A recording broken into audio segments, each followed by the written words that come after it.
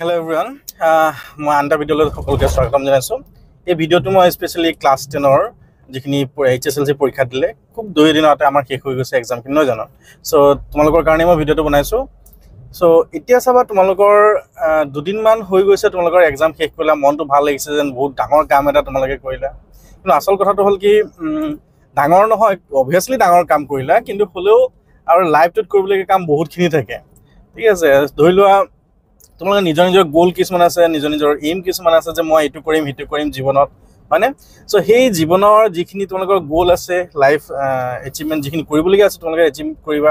সেইখিনি কৰিবৰ কাৰণে বহুখিনি কাম কৰিবলগীয়া থাকে। ধৰি লোৱা এতিয়াই যদি তুমি মেট্ৰিক পৰীক্ষা দি পেলাই যদি শেষ বুলি ভাবিছা, তেতিয়াহ'লে সেইটো নহয়। আচলতে লাইফটো তোমালোকৰ ষ্টাৰ্ট এতিয়াৰ পৰা হৈছেহে। বহুতৰ মন যাব যে কিমানো ইমান কষ্ট কৰি পঢ়িলোঁ আৰু কেইদিনমান আমি অকণমান ৰেষ্ট লৈ লওঁ, তাৰপিছত আকৌ পঢ়িম, যেতিয়া আমাৰ সময় হ'ব তেতিয়া পঢ়িবলৈ আৰম্ভ কৰিম।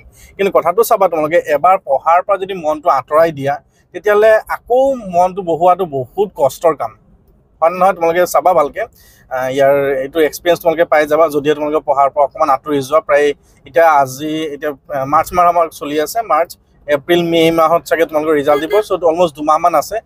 ক্লাছ হওঁতে মেলোতে কিছুমান জেগাত জুনৰ পৰা হ'ব, কিছুমানত তোমাৰ জুলাইৰ পৰা হ'ব। তো জুন জুলাই মানৰ পৰা হ'ব, মানে 2-3 মাহ তোমালোকৰ পঢ়াৰ পৰা আঁতৰি থাকিবা। চ' ইয়াৰ পৰা কি হ'ব, তোমালোকৰ পঢ়াত মন নবহাবা। যেতিয়া আকৌ তোমালোকে আৰম্ভ কৰিবা, নতুন কৰ্চ এটা কৰিবা, মানে হাই ছেকেণ্ডেৰী কৰিবা, বেলেগ কিবা লাইনতো যোৱা ভকেশ্যনেল, ঠিক আছে। চ' সেইটো ক্ষেত্ৰত তোমালোকৰ কি হ'ব, মনটো নবহা হ'ব। তাৰ কাৰণে তোমালোকে এটা কি কৰিব লাগিব, পঢ়াটোৰ লগত তোমালোকে নিজক খাপ খুৱাই ৰাখিবা। মানে এইটো নহয় যে অকল কৰ্চৰে হওক বা বিভিন্ন ধৰণৰ বস্তু হ'ব পাৰে, বিভিন্ন ধৰণৰ কিতাপ হ'ব পাৰে, যিকোনো ভাল পোৱা কামবোৰ তোমালোকে কৰি দিয়া। পঢ়াৰ লগত ৰিলেটেড কাম কৰি থাকিবা তোমালোকে, যাতে পঢ়াটো তোমালোকৰ আঁতৰি নাযায়, পঢ়াৰ পৰা আঁতৰি নোযোৱা তোমালোকৰ মনখিনি। তাৰ কাৰণে তোমালোকে কৰিবলগীয়া বহুতখিনি কাম। তো তাৰ লগতে মই আৰু এটা কথা কওঁ যে এতিয়া ধৰি লোৱা তোমালোকে মেট্ৰিক পাছ কৰাৰ পিছত তোমালোকে কি কৰিবা, হাই ছেকেণ্ডেৰী পঢ়িবা নহয় জানো। হাই ছেকেণ্ডেৰী পঢ়াৰ পিছত এতিয়া তোমালোকে কি কৰিবা, হাই ছেকেণ্ডেৰী কৰিবলৈ যাওঁতে তোমালোকৰ ষ্ট্ৰীম কেইবাটা আমাৰ ষ্ট্ৰীম আছে নহয় জানো, 4টা ষ্ট্ৰীম আছে, ছায়েন্স, আৰ্টছ, কমাৰ্চ আৰু ভকেশ্যনেল, নহয় জানো। তো এতিয়া কথা হ'ল কি, ছায়েন্সৰ বহুত ল'ৰা ছোৱালী বা গাৰ্জেনে স্পেচিয়েলি বহুত প্ৰেছাৰ দিয়ে। ধৰি লোৱা তোমালোকৰ ছায়েন্সত পঢ়িবলৈ মন নাই, কিন্তু গাৰ্জেনে প্ৰেছাৰ দিয়ে যদিও তোমালোকৰ ৰিজাল্টটো ভাল হৈ যোৱাৰ পিছত। এতিয়া বহুত গাৰ্জেনে কৈছে নাই, মোৰ ল'ৰা বা মোৰ ছোৱালীজনীক মই আৰ্টছতে পঢ়াম। কিন্তু কথাটো হ'ল কি, যেতিয়া নেকি ফাৰ্ষ্ট ডিভিজন পাই যাব বা 2-3টা ছাবজেক্ট বা 4টা ছাবজেক্টত লেটাৰ পাই যাব, মেথছত লেটাৰ পাই যাব, ছায়েন্সত লেটাৰ পাই যাব, লেটাৰ পাই যোৱাৰ পিছত মনটো সলনি হৈ গুচি যায় যে নাই, মোৰ ল'ৰা বা ছোৱালীজনী ফাৰ্ষ্ট ডিভিজন পালে, একদম ধুনীয়াকৈ 75+ 80% পাই গ'ল, মেথছ ছায়েন্সত লেটাৰ পাই গ'ল, ইংলিছত লেটাৰ পাই গ'ল। তো মোৰ এতিয়া যদি মই আৰ্টছত পঢ়াম বুলি ভাবিছিলোঁ, কিন্তু মই এতিয়া ছায়েন্সত পঢ়াম। তো এনেকুৱা কিছুমানৰ ক্ষেত্ৰত ভালো হয়, কিন্তু কিছুমানৰ ক্ষেত্ৰত কি হৈ যায়, ওলোটা হৈ যায় আচলতে। তো এইখিনি সময়তে ডিচিশ্যনখিনি লোৱাত যিটো ডিচিশ্যন লয় সেইটো ভুল হৈ যোৱাৰ কাৰণে বহুতখিনি খেলি মেলি হৈ যায়।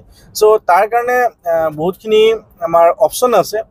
বিভিন্ন তোমালোকৰ ওচৰ পাজৰে যিমানখিনি স্কুল কলেজ আছে, হাই ছেকেণ্ডেৰী স্পেচিয়েলি, সেইখিনিয়ে বহুখিনি ইনষ্টিটিউটে কি কৰে, এটা ফ্ৰী কোৰ্চ লঞ্চ কৰে। সেই কোৰ্চখিনি কি হয় তোমালোকৰ, সেই কোৰ্চখিনি তোমালোকৰ কি হয়, ধৰি লোৱা সম্যক জ্ঞানখিনি তোমালোকে পাই যাবা য'তেই নহওক, ঠিক আছে। সম্যক জ্ঞানখিনি তোমালোকে পাই যাবা যে তোমালোকে ক'ৰবাত 60 ডেজ, ক'ৰবাত 40 ডেজৰ, ক'ৰবাত 30 ডেজৰ কোৰ্চ এটা দি থাকিব। তো সেইখিনি তোমালোকে জইন কৰিবা। জইন কৰি পেলাই তোমালোকে চাবা যে মই ছাপ'জ কোনোবাই যে ছায়েন্সত পঢ়িবলৈ মন নাই, ঠিক আছে, তোমালোকে পঢ়ি চোৱা। এই এমাহ দিন বা 2 মাহ দিন তোমালোকে পঢ়ি চোৱা যে বোলে নহয়, মই কিজানিবা মই পাৰিবও পাৰোঁ, মই ভবাৰ ধৰণে নহয় চাগে, কিবা ইণ্টাৰেষ্টিং আছে নেকি। ক্লাছ কেইটামান তোমালোকে ফ্ৰী ক্লাছ কৰি ল'লে তোমালোকে গম পাবা। বা কোনোবাই ভাবি থৈছে যে মই ছায়েন্সত পঢ়িম, ঠিক আছে। তো 1-1.5 মাহমান পঢ়াৰ পিছত তোমালোকে গম পাবা যে নহয়, মোৰ কাৰণে ছায়েন্সটো মোৰ কাৰণে নহয়। তেতিয়া তোমালোকে ডিচাইড কৰি ল'ব পাৰিবা যে ছায়েন্স পঢ়িম বা নপঢ়িম, ঠিক আছে। চ' মই এই কথাখিনি ক'লোঁ। তো এইখিনি কোৱাৰ আৰু 2টামান কথা আছে। মই যিহেতু বহুতে নজানিবও পাৰে, মই এখন ব্যক্তিগত বিদ্যালয়ত কাম কৰি আছোঁ। তো মই মেথমেটিক্সৰ teacher, PGD post graduate teacher হিচাপে মই কাম কৰি আছোঁ।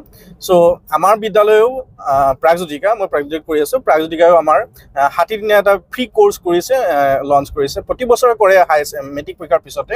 চ' আমাৰ প্ৰাগজ্যোতিকা এইবাৰো কৰিছে। চ' তোমালোকক সকলোকে ৱেলকাম জনাইছোঁ। তোমালোকে আহা, এবাৰ প্ৰাগজ্যোতিকা ভিজিট কৰা।